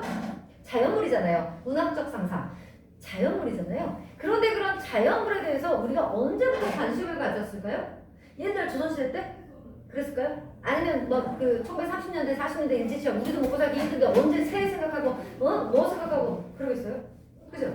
그러면 뭘 말하는 걸까? 도요새 환경 문제. 물론 스토리상 또 조금 다른데 일단 이거 제목만 봤을 때 말이야. 아, 새? 그럼 자연물이고 어떤 환경에 대한 건가? 인간이 산업화 뚜두두두두 하면서 어떻게 됐어요? 제일 먼저 쳐진 게 뭐죠? 환경오염이잖아요. 수질오염, 환경오염 뭐 어쨌든 다 환경오염. 그러면 환경 파괴 이런 거 얘기가 도요새의 명상이 도요새에 대한 명상이라며. 그럼 도요새를 생각한다는 거니까 이 도요새는 자연 파괴된 자연 이런 걸 생각한다는 건가? 그럼 언제 때 거라는 거예요? 산업화 때 거라는 거잖아요. 그냥 이거 다 아니까 그렇게 얘기하지 아니라고. 자꾸 하나씩 해보는 생각을 하면 된다고. 제목을 보면서 현대 작품들. 자, 그래서 얘는 산업화 때 수 있고요. 겨울나들이 얘야말로 이제 아무것도 모르죠. 그냥 계절이 언제야? 아 겨울이구나. 나들이 여행 간 거예요. 겨울 여행을 간 거예요. 이거는 알 수가 없네. 다시 그냥 겨울이라는 것 때문에 여름나들이라고 그랬으면 조금 더 이제 밝은 거 좋은 거일 수 있지만 겨울이라고 했으니까 뭔가 조금 좀 안 좋은 그런 걸로 그러니까 기분 나쁘게 여행을 갔나? 이런 정도밖에 찾아볼 수가 없죠. 그래서 얘는 작품 읽으면서 봐야 되는 거고 얘네들은 이렇게 잡을 수가 있는 겁니다. 여기서 자 그래서 후속이라는 거는요. 이 성대위라는 애가 나오는데 대위예요. 높은 계급이죠. 그런데 이 성대위라는 애가 총 연습하다가 사격 연습을 하다가 캔 놓고 이렇게 이제 쏘는 거 연습을 했어요. 이러다가 잘못 뭐가 이렇게 튕기면서 뭐가 이렇게 터졌어. 그래서 귀가 계속 소리가 나요. 이명이라고 그러지. 들어봤어요? 계속 소리가 나요. 근데 너무 심하게 나. 그거 막 뭘 어떻게 집중할 수가 없어. 이명이 있어요. 근데 봐라. 말 그대로 이거는 겉에 봐서는 어때요? 멀쩡하구만. 뭐 어디가 아프다는 거야. 무슨 후송이야. 후송은 이렇게 되는 거잖아. 그치? 나는 귀가 난리가 났는데. 그죠? 그래서 이걸 검사해보고 어쩌고저쩌고를 하지만 군대잖아요. 군대 최전방에서 무슨 얼마나 기계가 좋아서 그리고 이거 옛날 거잖아요. 50년대 거니까. 했겠어요 제대로? 그러니까 의사들은 계속 뭐라 그럴까? 야! 무슨 소리가 들리는데 귀에서? 근데 계속 그러고 있죠? 뭘로? 되게 형식적으로? 근데 얘는 귀에서 이명이 난다고요. 좀 후송 보내달라고요. 이러겠지? 근데 얘네들은 전부 다 뭐 후송 보내달라고 귀에서 소리 나냐? 이런 식으로. 알겠죠? 그래서 계속 그러다 결국은 이제 가기는 갑니다. 후송대로 가기는 갑니다만 소설 처음부터 끝까지 이 사람은 싸워요. 자 보세요. 나는 안 들린다고 얘기를 하는데 주변의 사람들은 그걸 믿어주지 않아요. 그래서 여기서 얘기하는 건 얘가 지금 이 이명이 난다는 것 자체가 뭐예요? 진실이거든요. 이게 누구의? 성대위 개인의 진실이죠. 그런데 이런 개인의 진실을 뭐 하기가? 증명의 어려움을 얘기하는 작품이거든요. 그래서 보세요. 얘가 누구하고 싸워요 지금? 누구하고 얘기하고 있어요? 군대라는 조직이잖아요. 그치? 그런데 이런 군대라는 조직은 인간성이 있어요? 없어요? 없잖아. 비인간적이잖아요. 더더군다나 전쟁 중이었고 이러니까 이런 조직의 인간성이 없는 그런 조직에 뭐 하고 있어? 조직에게 뭐 당해요? 무시당하고 이러겠죠.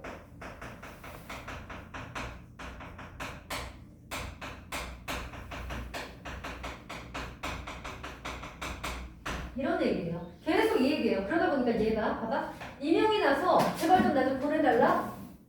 진단도 받았어요. 의사 진단서도 가지고 있어요. 그러나 그들이 알았으니까 너 좀 절로 가 있으라고. 여기 깨주고 찢어주고 팔 부러주고 이런 사람 없어지고 이런 사람들만 후송을 시키고 보이지 않는 거에 대해서는 완전히 철저하게 이러고 있거든. 그래서 얘가 말을 계속해. 나 진단서도 있다고 어쩌고 저쩌고 계속 얘기를 하지만 그게 다 무시당합니다. 다 무시당하고 형식만 중요하게 생각을 해요. 걔네들이. 그러다 보니까 이 사람이 점점 말이 없어져요. 말수가 없어져요. 말을 해봤자 안 통하니까. 그러니까 뭐만 아예 입을 닫아버리고 그냥 그러면 너 여기 있어. 그래서 거기 있고 이러면서 있으면서 얘를 위로하는 건 유일한 음악 듣기, 음악 감상 이런 식이거든요. 이러다가 결국은 이제 오게 돼요. 한참 시간이 걸려서. 그래서 뭐라고? 주제는 이런 거라고요. 개인의 진실을 증명하기 위한 이 사람의 노력과 그 어려움 이런 걸 담고 있는 작품이고요.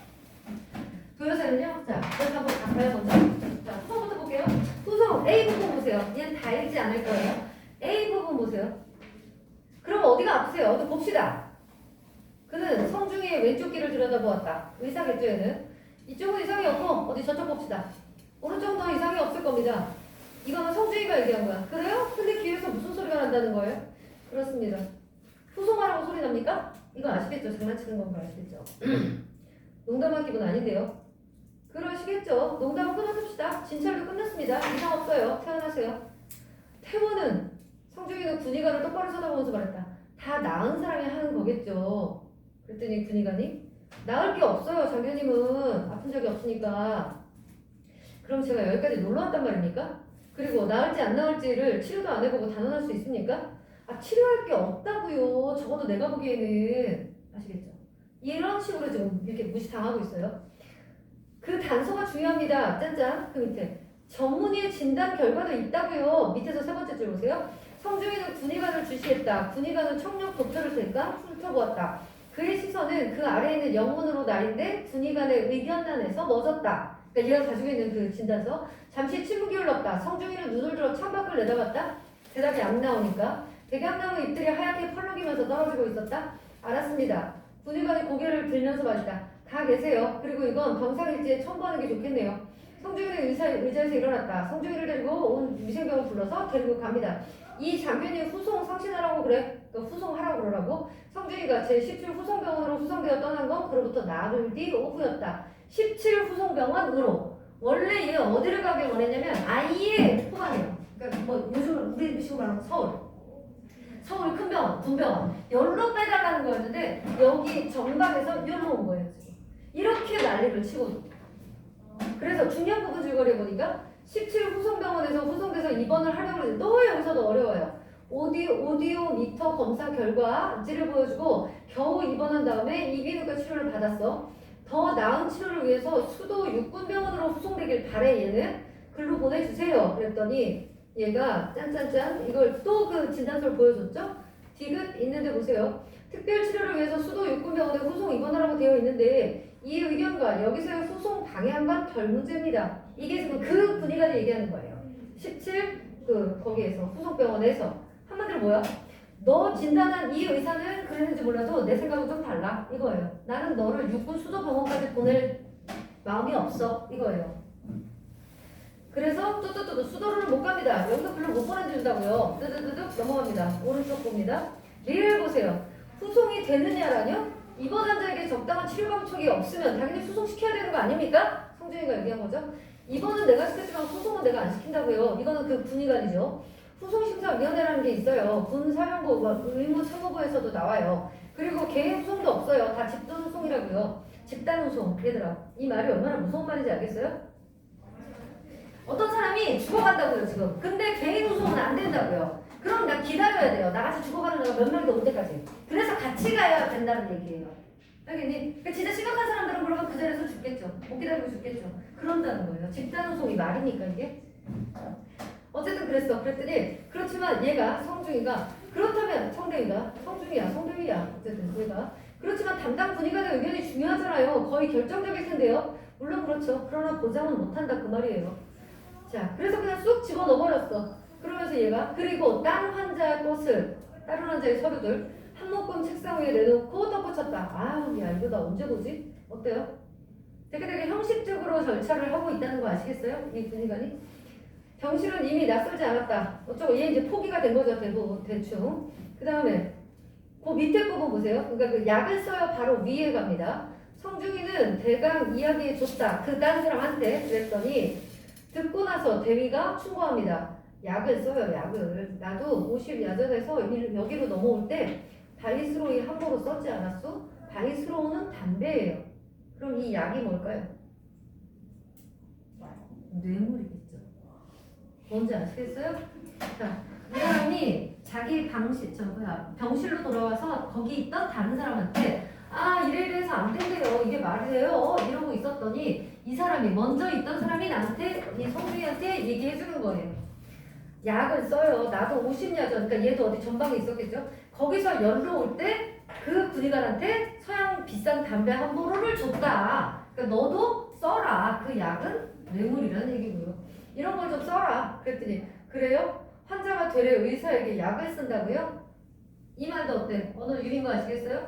이 약이 아니잖아? 의사, 이거는 진짜 약을, 메디슨을 얘기하는 거고 얘가 말한 건 그거고요. 근데 이렇게 언어 유희적으로 얘기를 했죠?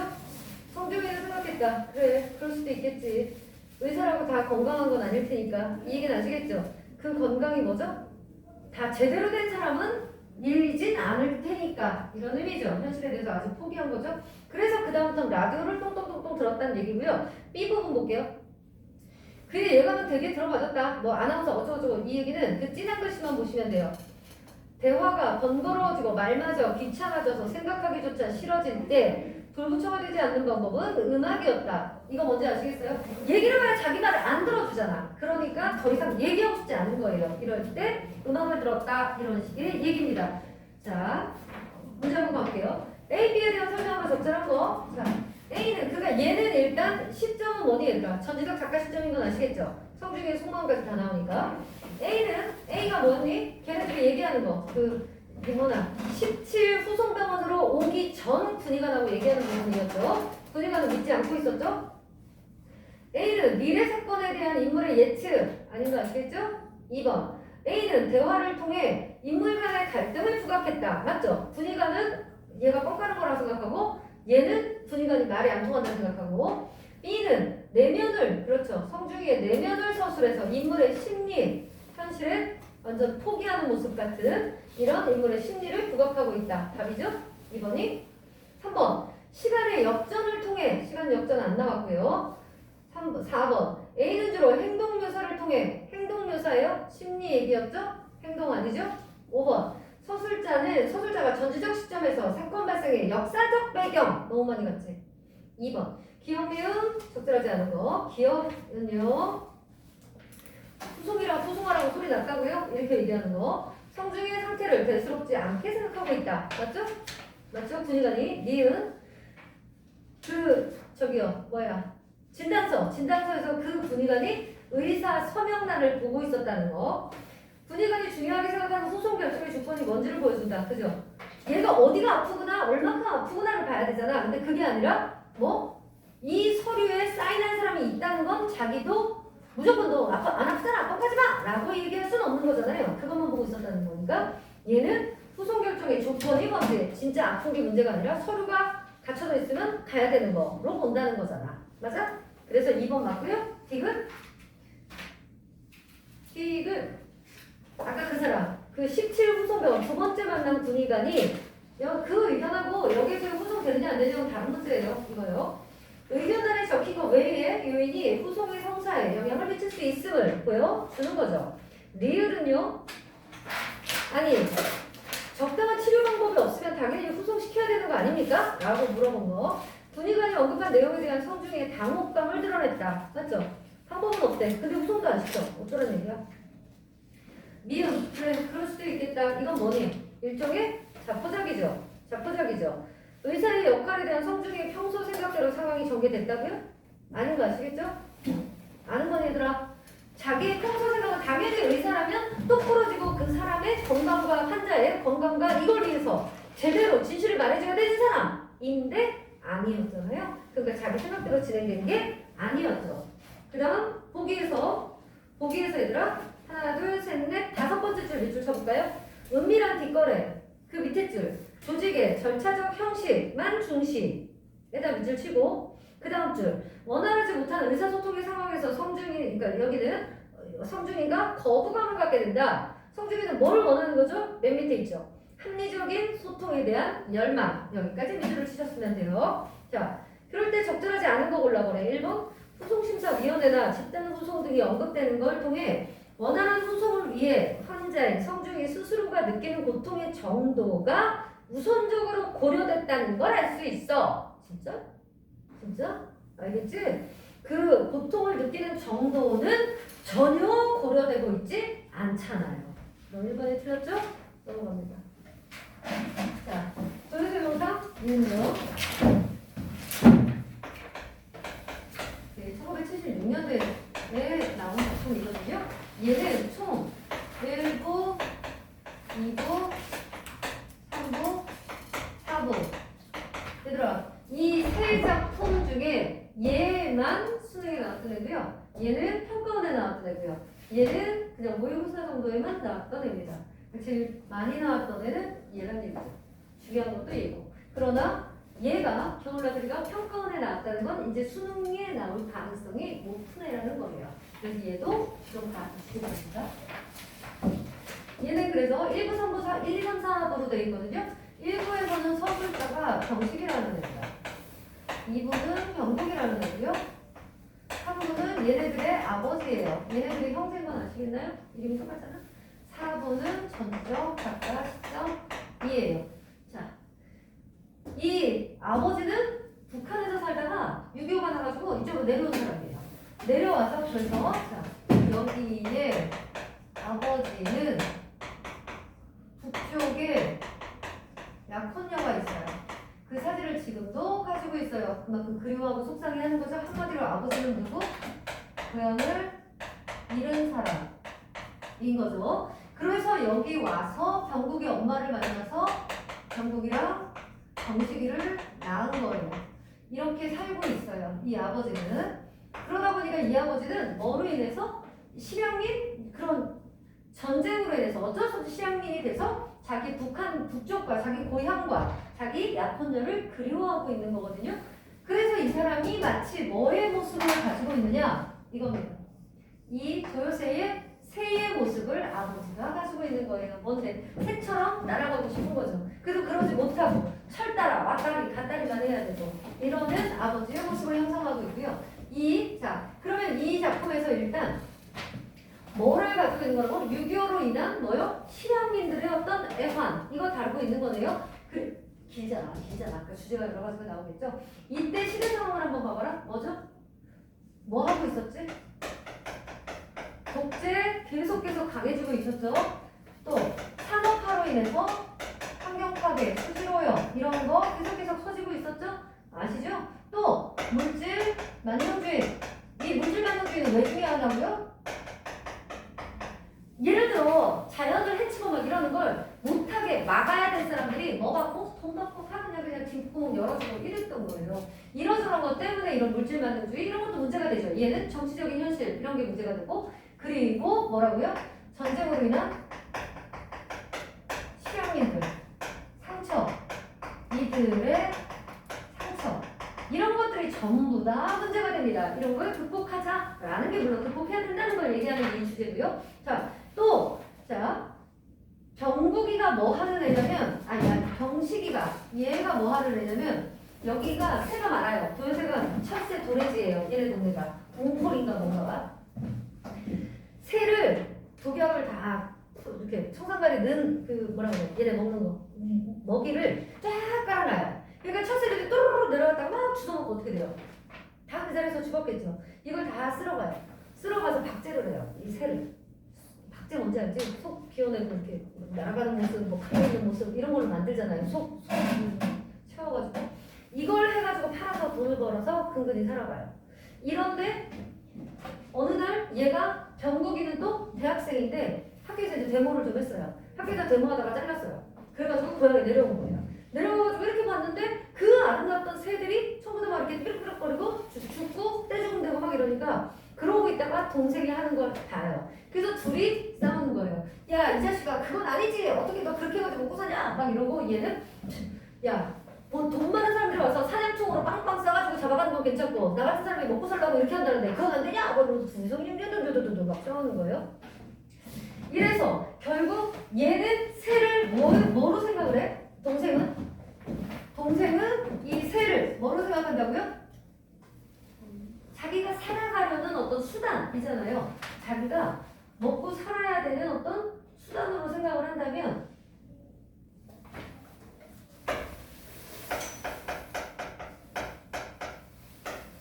뭐랄까 삶의 수단 정도로 생각을 하고 얘는 환경 문제를 신경 쓰는 애거든요. 그래서 얘를 경찰에 신고해요. 형아가 동생을.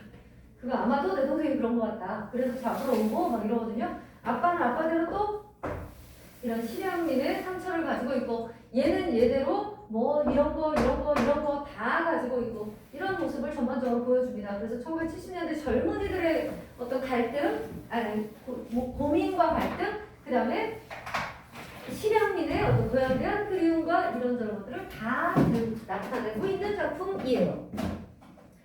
자, 앞에 볼게요. 네, 지금 18분이요. 18분? 18분? 네. 네. 그래도 고향자들이 있다. 정말 못하네. 자, 보세요. 새처럼 모두 부속으로부터 나를 해방시키고 싶었다. 어쨌든 그래서 이게 뭐라고요? 나를 해방시키고 싶었다. 새가 상징하는 게 뭐예요? 자유죠. 자유인데 결국은 어떻게 돼요? 자유롭게 날아오르지만 사람에 의해서 아까 얘기했잖아. 독약 먹고 죽기도 하고 총 맞아 죽기도 하고 이런다고요. 이런 나약한 존재인 걸 여기서 얘기하고 있는 거고요. 오른쪽에 보세요. 오른쪽에 보면 A하고 B가 크게 나왔죠. A는 뭐냐면 A의 맨 위에서 세 번째 줄 아바이집 보여요? 식당입니다. 그래서 식당에 아버지랑 병국이랑 그러니까 큰아들이랑 둘이 갔을 때 얘긴데 아빠가 여기서 뭐라 그러냐면 너는 도요새를 왜 사랑하니? 나는 어쩌고저쩌고야. 내가 그 새 같아서야. 이런 얘기를 하는 거고요. 마지막에 자기 약혼자 사진을 그 꼬깃꼬깃한 사진을 그때까지 가지고 있는 걸 또 아들한테 보여줘요. 술 취해서. 그만큼 그리워하고 가슴에 상처가 깊다는 얘기겠죠. 그 다음 B 보면 B는 어떤 장면이에요? 자기 동생 병식이랑 병국이가 그 싸우는 장면이에요. 일단 이렇게 장면만 놓고 넘어가서 볼게요. A, B에 대한 설명. 자, A는 아빠하고 얘기하는 부분. A와 B는 모두 역순행적으로 장면을 배치해서 사건의 맥락을 드러냈다. 자, 역순행이 뭐라고요? 시간 거꾸로 간 거 A만 그렇습니다. A는 시간을 거꾸로 진행을 하거든요. 왜냐면 아빠하고 옛날에 여기 왔을 때를 생각하는 거고요. 우리가 지문을 안 읽어서 그렇지. B는 순서적으로 가고 있는 거예요. A는 여기에서의 A 부분은 뭐예요? 이거예요. 2부예요. 병국이가 쓰고 있는 부분, 아빠를 회상하면서 쓰고 있는 부분이고요. 4부, 얘랑 싸우는 부분은 여기예요. 얘네 둘은 이렇게 나오니까 시점이 이렇게 된다 했잖아. 그래서 얘는 그냥 시간 흐름대로고 얘네들은 역순행이에요. 그래서 1번은 B가 틀렸어요. 2번, A, B는 모두 공간적 배경을 감각적으로 묘사했니? 여기 딱 보면서 아 이게 어떻겠군 저떻겠군 이런 거 안 나오죠. 감각적 묘사고요. 3번 외양 묘사를 통해 외양 묘사는 살짝 나옵니다. 누구요? 그 옛날 애인 북한에 있는 아버지의 옛날 약혼자. 외양 묘사를 통해 인물의 성격이 나타나? 안 나타나요. 그래서 이게 틀렸고 그 다음 B는 설명을 통해 직접적? 아니죠. 얘네 대화만 하고 싸우려고 그러거든요. 그래서 틀렸고요. 4번 A는 이야기 속 서술자의 회상을 통해 누군데요? 병국이의 회상이고요. B는 이야기 밖 서술자, 전지적 작가라 그랬죠? 관찰자적 서술을 통해 인물의 행동이 나타난다. 맞죠? 그래서 4번이고요.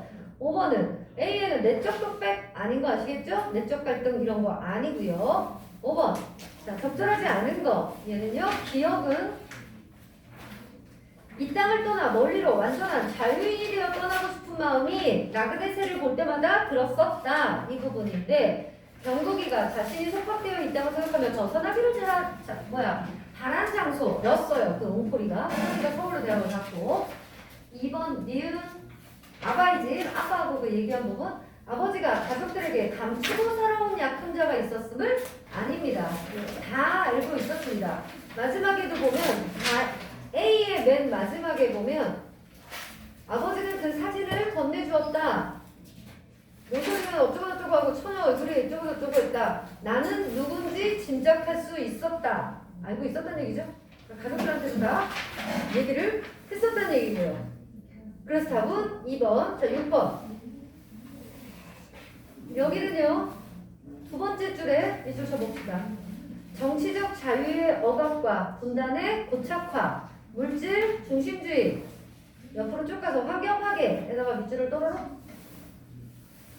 그래서 그 밑에 줄 시대적 상황으로 인해 상처 입고 방황하는 이들의 모습 밑줄 쫙 치시고 그 밑에 새에 대한 태도 밑줄 새를 가지고 그 밑에 줄에 있는 수단적 가치로만 생각하는 건 누구? 병식이라고 그랬잖아요. 그 다음에 그 밑에 줄에 새를 통해 실용인으로서의 떠나온 고향을 기억하는 건 누구? 아버지죠. 억압된 자신의 욕망을 자각하는 거 누구? 자유롭고 싶은 거 누구였어? 병국이였잖아요. 이런 인물들을 통해서 대립이 나타난다? 당연히 나타나겠죠. 됐습니까 밑줄?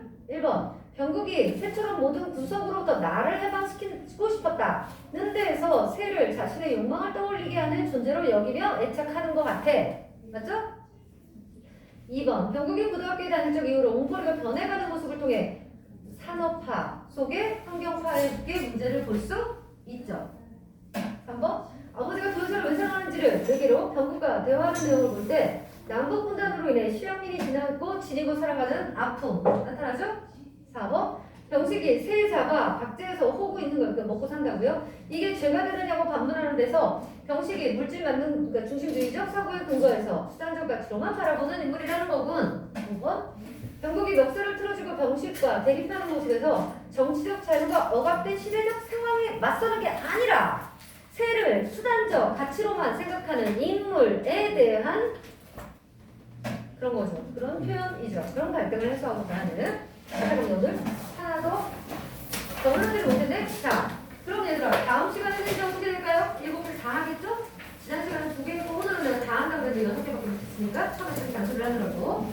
자, 다음 시간에는 다음이 할 테니까 겨울나들이 빼고 풀어오셔도 돼요. 겨울나들이 근데 내가 안 넣었던 것 같아요. 다음 주에 넣은 것 같아요. 이거 보고 빼고 풀어도 돼요. 수고하셨습니다. 자, 얘들아 오늘부터